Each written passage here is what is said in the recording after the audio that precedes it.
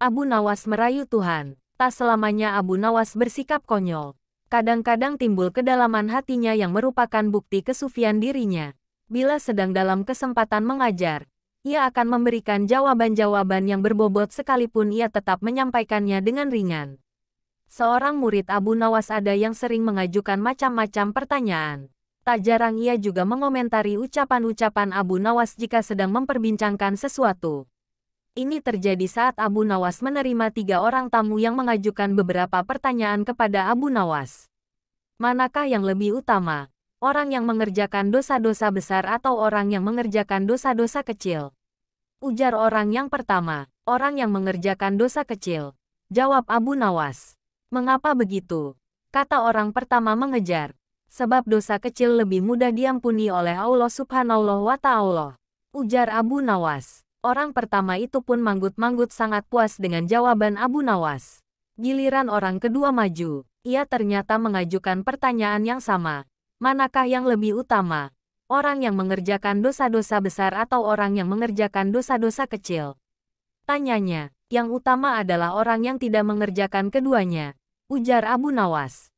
Mengapa demikian? Tanya orang kedua lagi. Dengan tidak mengerjakan keduanya, tentu pengampunan Allah sudah tidak diperlukan lagi.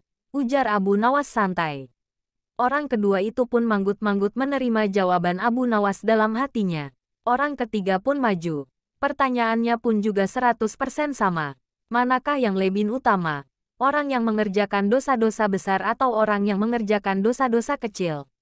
Tanyanya, orang yang mengerjakan dosa besar lebih utama. Ujar Abu Nawas. Mengapa bisa begitu? Tanya orang ketiga itu lagi. Sebab pengampunan Allah kepada hambanya sebanding dengan besarnya dosa hambanya. Ujar Abu Nawas kalem. Orang ketiga itu pun merasa puas argumen tersebut. Ketiga orang itu pun lalu beranjak pergi. Asteris. Si murid yang suka bertanya kontan berujar mendengar kejadian itu. Mengapa pertanyaan yang sama bisa menghasilkan 3 jawaban yang berbeda? Katanya tidak mengerti. Abu Nawas tersenyum. Manusia itu terbagi atas 3 tingkatan.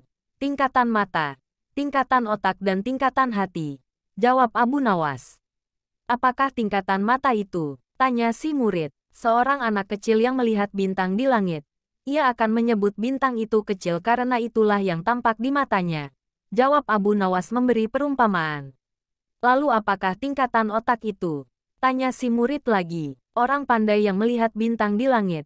Ia akan mengatakan bahwa bintang itu besar karena ia memiliki pengetahuan. Jawab Abu Nawas. Dan apakah tingkatan hati itu? Tanya si murid lagi. Orang pandai dan paham yang melihat bintang di langit. Ia akan tetap mengatakan bahwa bintang itu kecil sekalipun ia tahu yang sebenarnya bintang itu besar. Sebab baginya tak ada satupun di dunia ini yang lebih besar dari Allah Subhanahu wa Ta'ala. Jawab Abu Nawas sambil tersenyum. Si murid pun mafhum. Ia lalu mengerti mengapa satu pertanyaan bisa mendatangkan jawaban yang berbeda-beda. Tapi si murid itu bertanya lagi. Wahai guruku, mungkinkah manusia itu menipu Tuhan? Tanyanya, mungkin. Jawab Abu Nawas santai menerima pertanyaan aneh itu. Bagaimana caranya? Tanya si murid lagi. Manusia bisa menipu Tuhan dengan merayunya melalui pujian dan doa. Ujar Abu Nawas. Kalau begitu, ajarilah aku doa itu. Wahai guru, ujar si murid antusias. Doa itu adalah, Ilahi lastu lil firdausi ahla, wala aqwa ala naril jahimi, fahabli taubatan wakfir zunubi, fa'inaka gafirus zambil azimi. Wahai Tuhanku, aku tidak pantas menjadi penghuni surga, tapi aku tidak kuat menahan panasnya api neraka. Sebab itulah terimalah tobatku dan ampunilah segala dosa-dosaku. Sesungguhnya Kaulah Zat yang mengampuni dosa-dosa besar. Banyak orang yang mengamalkan doa yang merayu Tuhan ini. Menghitung kematian tahanan. Kecerdikan Abu Nawas memang sudah tak diragukan lagi. Bahkan ketika Raja Harun ar-Rasyid menghadapi masalah, tak segan-segan Abu Nawas dipanggilnya untuk menyelesaikan masalah. Nah, kali ini Abu Nawas mendapatkan tugas untuk menghitung kematian. Bagaimana cara Abu Nawas menghitungnya? Berikut kisahnya. Suatu hari, di negeri 1001 malam, Baghdad, digelarlah acara hajatan besar. Sang Raja Harun ar-Rasyid pun berniat merayakan pesta ulang tahun kerajaan bersama-sama dengan seluruh rakyatnya. Pada hari yang telah ditunggu tiba, rakyat Baghdad dikumpulkan di depan pendapa istana. Raja Harun sang penguasa berdiri dan berkata, "Wahai rakyatku yang tercinta, hari ini kita mengadakan pesta ulang tahun kerajaan. Aku akan memberi hadiah kepada para fakir miskin. Aku juga akan memberikan pengampunan kepada para tahanan di penjara dengan mengurangi hukuman menjadi setengah dari sisa hukumannya," seru Baginda kepada rakyatnya. Memberi keringanan hukuman pada tahanan. Mendengar ucapan sang raja, tentu saja rakyat Baghdad bersukaria. Mereka segera berpesta bersama dan menyantap aneka makanan yang telah disediakan. Tak berapa lama kemudian, para pengawal istana membagi-bagikan hadiah kepada fakir miskin. Setelah dipastikan seluruh rakyatnya yang fakir miskin mendapatkan hadiah, raja pun memanggil para tahanan. Tahanan pertama yang mendapatkan kesempatan adalah bernama Sofyan. "Maaf bila ada kesamaan nama." "Sofyan, berapa tahun hukumanmu?" tanya Baginda. "2 tahun Baginda," jawab Sofyan. "Sudah berapa tahun yang kamu jalani?"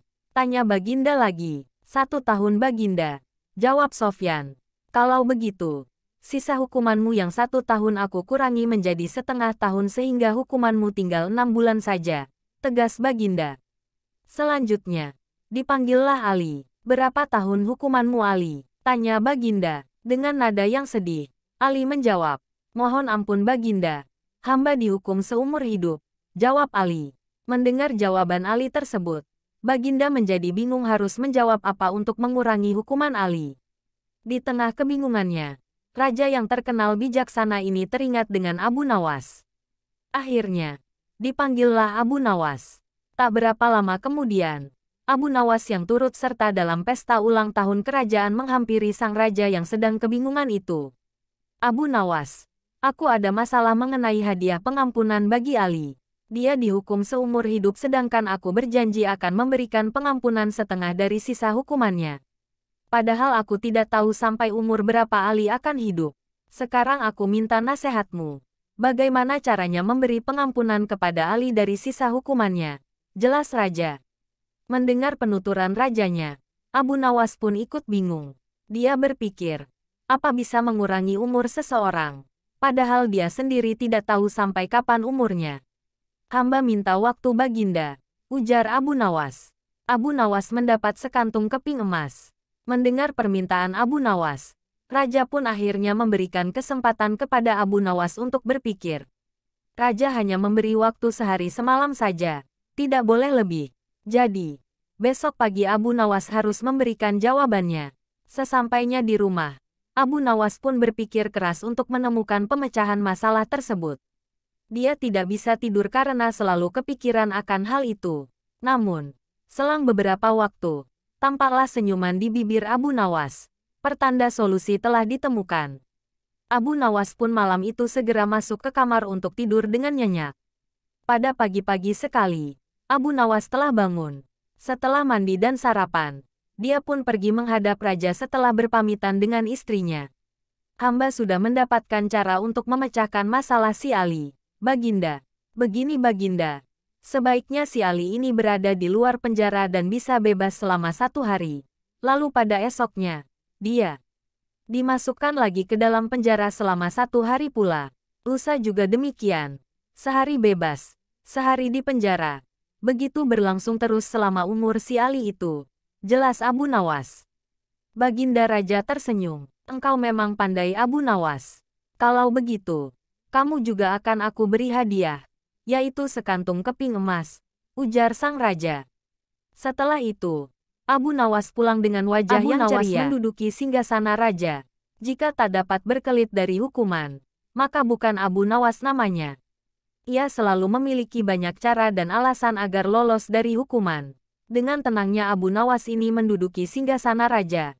Bahkan ia sampai menjual harga diri rajanya agar lolos dari hukuman.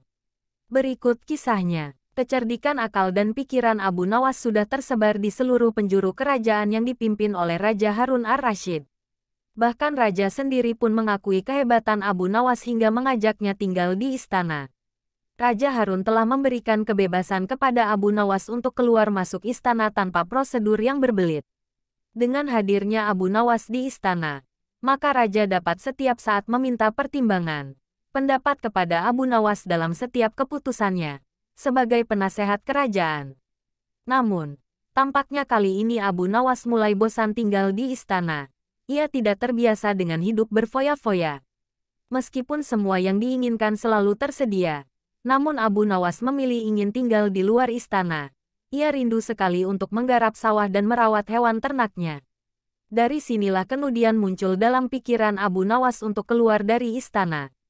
Diputarlah otaknya untuk mencari alasan agar ia bisa keluar, menduduki singgasana raja. Setelah semalaman dipikirkan, Abu Nawas menemukan cara jitu untuk keluar dari lingkungan istana. Pada keesokan harinya, ia sengaja bangun pagi-pagi sekali kemudian pergi ke ruang utama istana. Saat itu suasana masih sepi, hanya terdapat beberapa pengawal. Raja Harun sendiri masih terbaring di tempat tidurnya. Pada saat Abu Nawas itulah Abu Nawas mendekati singgasana raja dan mendudukinya. Tak hanya itu saja, Abu Nawas juga mengangkat kaki dan menyilangkan salah satu kakinya seolah-olah dialah rajanya. Melihat kejadian itu, beberapa pengawal kerajaan terpaksa menangkap Abu Nawas. Mereka menilai bahwa siapapun tidak berhak duduk di singgasana raja kecuali Raja Harun sendiri. Barang siapa yang menempati tahta raja, termasuk dalam kejahatan yang besar dan hukuman mati yang diberikan. Para pengawal menangkap Abu Nawas kemudian menyeretnya turun dari tahta dan memukulinya. Mendengar teriakan Abu Nawas yang kesakitan, raja menjadi terbangun dan menghampirinya. "Wahai pengawal, apa yang kalian lakukan?" tanya raja. "Ampun Baginda, Abu Nawas telah lancang duduk di singgasana paduka. Kami terpaksa menyeret dan memukulinya," jawab salah seorang pengawal. Sesaat setelah itu, Abu Nawas tiba-tiba saja menangis. Tangisannya sengaja ia buat kencang sekali sehingga banyak menyita perhatian penduduk istana lainnya. "Benarkah yang dikatakan pengawal itu wahai Abu Nawas?" kata Raja Harun. "Benar paduka," jawab Abu Nawas. Tujuan keluar istana tercapai. Raja sangat terkejut dengan penuturan Abu Nawas itu. Jika sesuai peraturan yang ada, Abu Nawas akan dikenai hukuman mati. Namun, Raja Harun tak sampai hati melaksanakannya mengingat begitu banyak jasa yang diberikan Abu Nawas kepada kerajaan. "Sudahlah, tak usah menangis. Jangan khawatir, aku tidak akan menghukummu. Cepat hapus air matamu," ucap sang raja. "Wahai Baginda, bukan pukulan mereka yang membuatku menangis. Aku menangis karena kasihan terhadap paduka," kata Abu Nawas yang membuat raja tercengang oleh ucapan itu. "Engkau mengasihaniku?" tanya Raja Harun. "Mengapa engkau harus menagisiku?" kata raja lagi. Harga diri raja tercoreng. Abu Nawas menjawab, "Wahai raja, aku cuma duduk di tahtamu sekali, tapi mereka telah memukuliku dengan begitu keras. Apalagi paduka. Paduka telah menduduki tahta selama 20 tahun. Pukulan seperti apa yang akan paduka terima? Aku menangis karena memikirkan nasib paduka yang malang," jawab Abu Nawas. Jawaban itu membuat raja tak bisa berbuat apa-apa. Ia tak menyangka Abu Nawas menjual harga dirinya di depan banyak pengawal. Oleh karena itu, Raja Harun hanya menghukum Abu Nawas untuk dikeluarkan dari istana. "Baiklah jika demikian. Mulai detik ini kamu harus keluar dari sitanaku," kata raja sedikit geram. "Terima kasih paduka. Memang itulah yang saya kehendaki," balas Abu Nawas sambil menyalami Raja Harun untuk kemudian pamit keluar dari istana. Abu Nawas asmara memang aneh. Secara tak terduga pangeran yang menjadi putra mahkota jatuh sakit. Sudah banyak tabib yang didatangkan untuk memeriksa dan mengobati tapi tak seorang pun mampu menyembuhkannya. Akhirnya raja mengadakan sayembara. Sayembara boleh diikuti oleh rakyat dari semua lapisan, tidak terkecuali oleh para penduduk negeri tetangga. Sayembara yang menyediakan hadiah menggiurkan itu dalam waktu beberapa hari berhasil menyerap ratusan peserta. Namun tak satu pun dari mereka berhasil mengobati penyakit sang pangeran.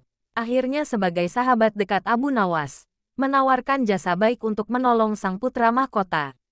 Baginda Harun al-Rashid menerima usul itu dengan penuh harap. Abu Nawas sadar bahwa dirinya bukan tabib. Dari itu ia tidak membawa peralatan apa-apa. Para tabib yang ada di istana tercengang melihat Abu Nawas yang datang tanpa peralatan yang mungkin diperlukan. Mereka berpikir mungkinkah orang macam Abu Nawas ini bisa mengobati penyakit sang pangeran. Sedangkan para tabib terkenal dengan peralatan yang lengkap saja tidak sanggup.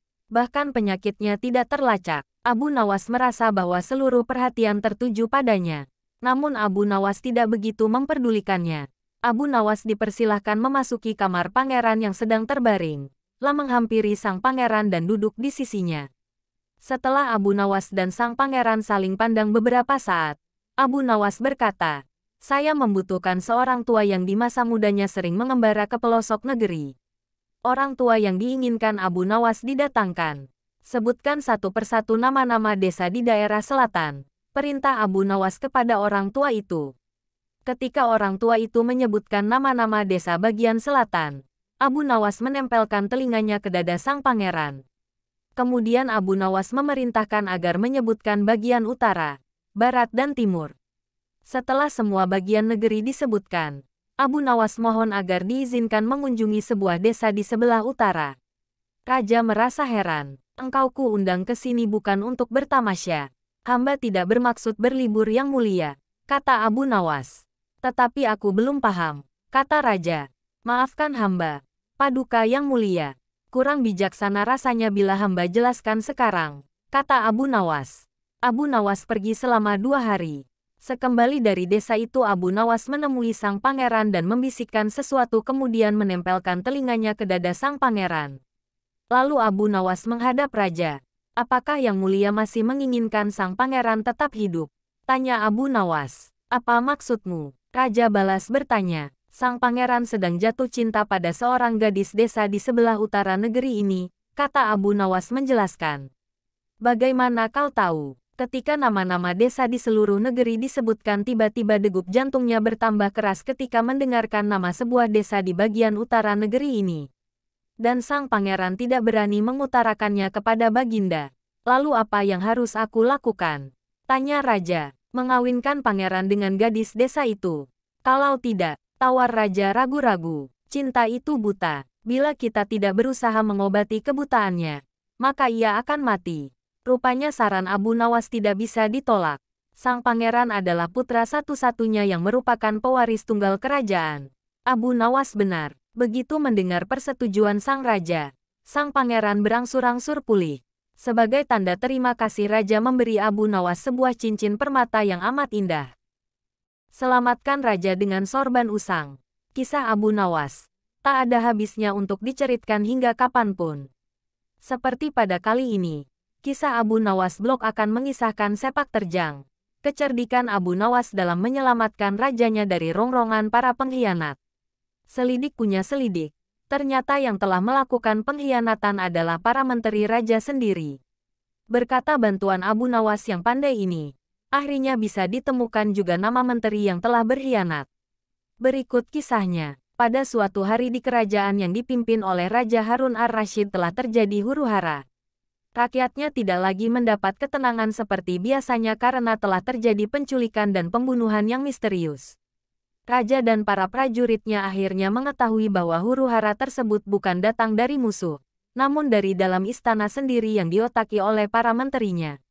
Namun, Raja sangat kesulitan untuk mencari siap yang berseongkol terhadap tindakan penculikan dan pembunuhan tersebut karena dia melihat bahwa para menterinya semuanya taat kepadanya. Dari itu, dipanggillah Abu Nawas yang dikenal memiliki otak yang cerdas.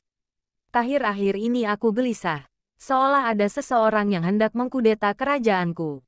Apa ada yang salah dengan kepemimpinanku?" tanya raja kepada Abu Nawas. "Ampun beribu ampun Baginda, apa yang bisa hamba lakukan untuk membantu?" tanya Abu Nawas. "Begini wahai Abu Nawas, berilah cara kepadaku untuk menguji kesetiaan para menteriku," kata raja dengan iming-iming hadiah.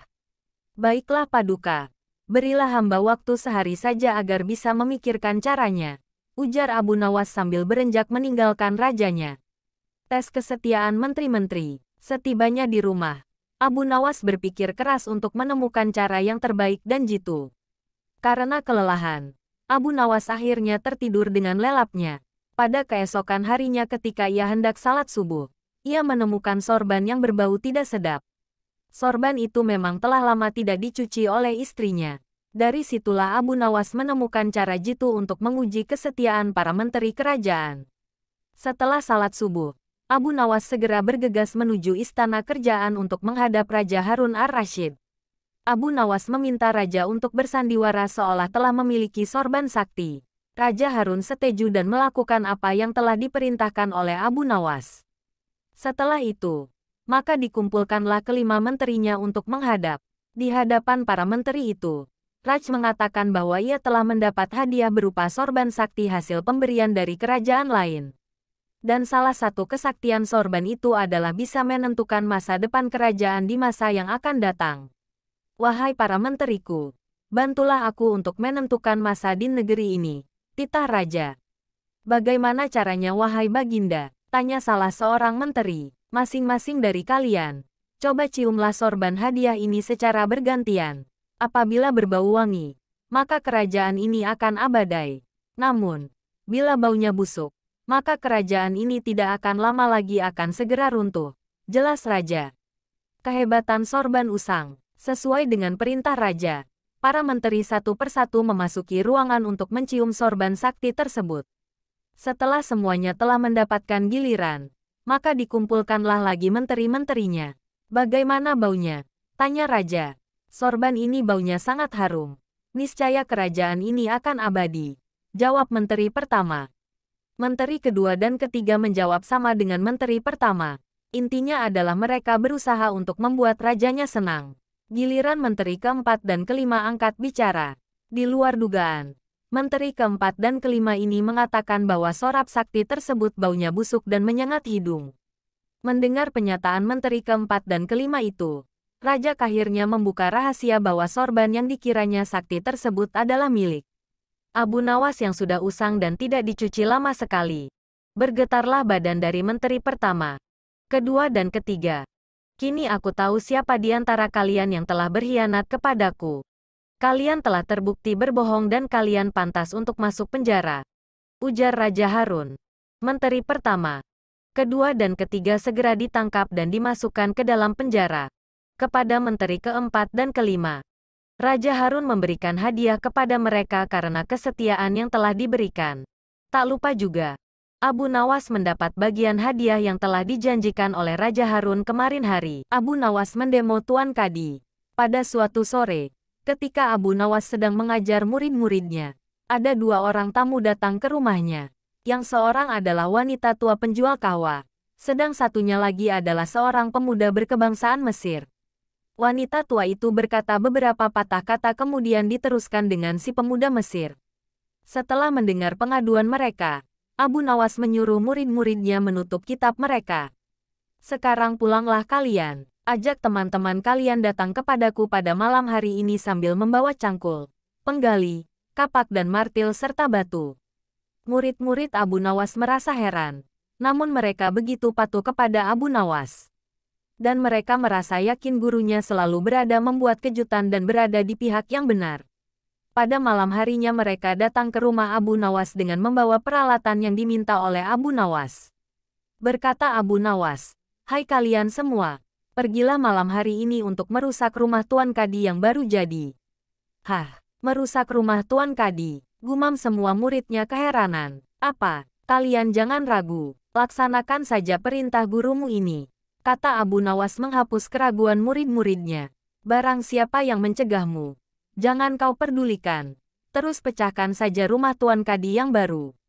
Siapa yang bertanya, katakan saja aku yang menyuruh merusak.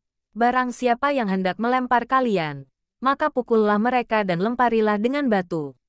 Abis berkata demikian, murid-murid Abu Nawas bergerak ke arah rumah Tuan Kadi. Laksana demonstran mereka berteriak-teriak menghancurkan rumah Tuan Kadi.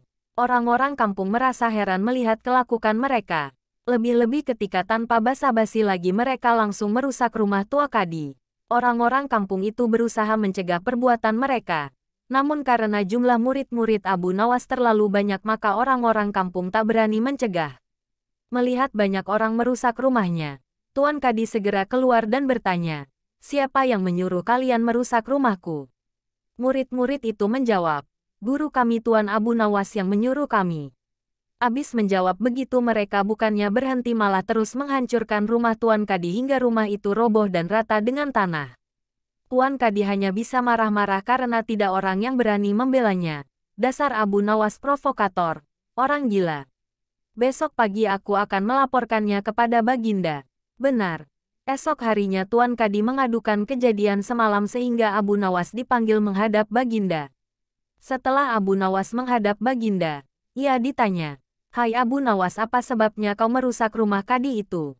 Abu Nawas menjawab, "Wahai tuanku, sebabnya ialah pada suatu malam hamba bermimpi, bahwasanya Tuan Kadi menyuruh hamba merusak rumahnya. Sebab rumah itu tidak cocok baginya. Ia menginginkan rumah yang lebih bagus lagi. Ya, karena mimpi itu maka hamba merusak rumah Tuan Kadi." Baginda berkata, "Hai Abu Nawas, bolehkah hanya karena mimpi sebuah perintah dilakukan? Hukum dari negeri mana yang kau pakai itu?" Dengan tenang Abu Nawas menjawab, "Hamba juga memakai hukum Tuan Kadi yang baru ini tuanku." Mendengar perkataan Abu Nawas seketika wajah Tuan Kadi menjadi pucat, lah terdiam 1000 bahasa. "Hai Kadi, benarkah kau mempunyai hukum seperti itu?" tanya Baginda, tapi Tuan Kadi tiada menjawab. Wajahnya nampak pucat, tubuhnya gemetaran karena takut. "Abu Nawas, jangan membuatku pusing. Jelaskan kenapa ada peristiwa seperti ini." Perintah Baginda. "Baiklah." Abu Nawas tetap tenang. "Baginda, beberapa hari yang lalu ada seorang pemuda Mesir datang ke negeri Baghdad ini untuk berdagang sambil membawa harta yang banyak sekali. Pada suatu malam ia bermimpi kawin dengan anak Tuan Kadi dengan mahar, mas kawin, sekian banyak. Ini hanya mimpi Baginda, tetapi Tuan Kadi yang mendengar kabar itu langsung mendatangi si pemuda Mesir dan meminta mahar anaknya. Tentu saja pemuda Mesir itu tak mau membayar mahar hanya karena mimpi. Nah, disinilah terlihat arogansi Tuan Kadi. Ia ternyata merampas semua harta benda milik pemuda Mesir sehingga pemuda itu menjadi seorang pengemis gelandangan dan akhirnya ditolong oleh wanita tua penjual kahwa." Baginda terkejut mendengar penuturan Abu Nawas, tapi masih belum percaya 100%. Maka ia memerintahkan Abu Nawas agar memanggil si pemuda Mesir. Pemuda Mesir itu memang sengaja disuruh Abu Nawas menunggu di depan istana. Jadi mudah saja bagi Abu Nawas memanggil pemuda itu ke hadapan Baginda. Berkata Baginda Raja, "Hai anak Mesir, ceritakanlah hal ihwal dirimu sejak engkau datang ke negeri ini." Ternyata cerita pemuda Mesir itu sama dengan cerita Abu Nawas. Bahkan pemuda itu juga membawa saksi yaitu patua pemilik tempat kos dia menginap. "Kurang ajar. Ternyata aku telah mengangkat seorang kadi yang bejat moralnya." Baginda sangat murka. Kadi yang baru itu dipecat dan seluruh harta bendanya dirampas dan diberikan kepada si pemuda Mesir. Setelah perkara selesai, kembalilah si pemuda Mesir itu dengan Abu Nawas pulang ke rumahnya. Pemuda Mesir itu hendak membalas kebaikan Abu Nawas. Berkata Abu Nawas, "Janganlah engkau memberiku barang sesuatu pun kepadaku. Aku tidak akan menerimanya sedikit pun jua." Pemuda Mesir itu betul-betul mengagumi Abu Nawas. Ketika ia kembali ke negeri Mesir, ia menceritakan tentang kehebatan Abu Nawas itu kepada penduduk Mesir sehingga nama Abu Nawas menjadi sangat terkenal. Tertipu obat ajaib. Memang semua sudah tahu dan kagum akan kecerdasan Abu Nawas. Tak ada yang meragukan sama sekali. Pada suatu hari, Raja Harun ar-Rasyid telah mempermalukan Abu Nawas dengan menyiram air kencing di depan para tamu undangan. Abu Nawas hanya bisa terdiam. Namun dalam hati dia merencanakan sesuatu di lain hari. Kisahnya, figur Abu Nawas ini memang sangat lihai dalam menyelesaikan masalah. Tidak hanya lucu saja, akan tetapi juga bijaksana sehingga Abu Nawas tidak dapat dianggap enteng. Raja sangat bangga memiliki warga seperti Abu Nawas ini. Namun, pada pihak lain dari diri Abu Nawas juga sangat menjengkelkan Raja karena ulahnya yang selalu tidak tahu diri. Oleh karena itulah Baginda Raja tak pernah berhenti memeras otaknya untuk membalas Abu Nawas. Seperti pada tahun-tahun sebelumnya, setiap bulan Rabiul Awal diadakan acara Maulid Nabi. Sambil tersenyum, Baginda Raja bergumam dalam hati, "Awas ya kamu Abu Nawas, kali ini kamu pasti kena." Acara Maulid Nabi pun tibalah waktunya, dan diselenggarakan di istana. Pada saat itu semua pembesar negeri hadir termasuk putra-putra mahkota dari kerajaan sebelah, termasuk pula Abu Nawas ikutan diundang. Dengan perintah Raja, semua yang hadir di acara Maulid Nabi tersebut dipersilahkan untuk berdiri dan kemudian disirami dengan air mawar yang menebarkan bau harum. Kecuali Abu Nawas. Dia disiram dengan air kencing. Membalas tipuan raja. Setelah disiram dengan air kencing tersebut, jadi sadarlah Abu Nawas kalau dirinya telah dipermalukan di depan para pembesar negeri. Dia bungkam 1000 bahasa dan hanya bisa bergumam dalam hati. Baiklah, hari ini Paduka telah memberiku kuah tak sedap. Esok hari aku akan membalasnya dengan isinya. Sejak saat itu Abu Nawas tidak pernah menjejakkan kakinya di istana. Raja pun menjadi kangen dibuatnya karena kelucuannya saat bercerita. Ketika Raja memanggilnya ke istana, rupanya Abu Nawas tidak bersedia dengan alasan sakit yang membuat tubuhnya lemah lunglai. Karena khawatir telah terjadi sesuatu dengan diri Abu Nawas, Raja pun ingin menengoknya diiringi dengan beberapa petinggi kerajaan. Pucuk dicinta ulam tiba. Begitu mendengar Raja menuju ke rumahnya, Abu Nawas yang dalam keadaan segar bugar itu pun langsung memasang aksi. Matanya terpejam, badan tergeletak lemah lunglai. Namun, sebelum dia beraksi demikian, dia telah terlebih dahulu menyuruh istrinya menyiapkan obat ajaib yang berbentuk bulatan kecil. Dena di antara bulatan obat ajaib itu terdapat 2 butir yang dibubuhi tinja di dalamnya. Tak berapa lama kemudian Raja sudah ada di depan pintu rumah Abu Nawas. "Wahai Abu Nawas, apa yang kamu telan itu?" tanya Raja. "Inilah yang disebut obat ajaib. Resepnya hamba peroleh lewat mimpi tadi malam. Jika saya menelan 2 butir niscaya akan sembuh," jawab Abu Nawas yang terlentang dan segera bangun setelah menelan pil yang kedua. "Kalau begitu, aku juga mau minum obat ajaib itu," kata Raja. "Baiklah tuanku." Paduka berbaringlah dan pejamkan mata seperti hamba sekarang ini. "Tidak boleh duduk, apalagi berdiri," kata Abu Nawas. Mak Raja pun menuruti perintah Abu Nawas. Obat ajaib. Begitu mata Raja terpejam, Abu Nawas cepat-cepat memasukkan butiran obat ajaib yang telah dibubuhi tinja itu ke mulut Raja. Tiba-tiba saja Baginda Raja bangkit sambil membelalakkan matanya. "Hai Abu Nawas, aku memberiku makan tinja ya," kata Raja. Maka Abu Nawas pun segera bersimpuh sambil memberi hormat kepada rajanya. "Wahai Khalifah, dulu Baginda memberi hamba kuahnya, sekarang hamba memberi isinya. Jikalau Baginda tidak memberi hamba uang 100 dinar, kejadian itu akan hamba ceritakan kepada halayak ramai," kata Abu Nawas. "Diamlah hai Abu Nawas, jangan ngomong kepada siapa-siapa. Nanti aku akan memberimu uang 100 dinar, kata Raja. Setelah itu, Raja dan semua pengikutnya kembali ke istana. Mereka menyiapkan pundi-pundi yang berisi uang 100 dinar. Nah, untuk kesekian kalinya Abu Nawas berhasil memperdayai rajanya, berhasil mengalahkan rajanya.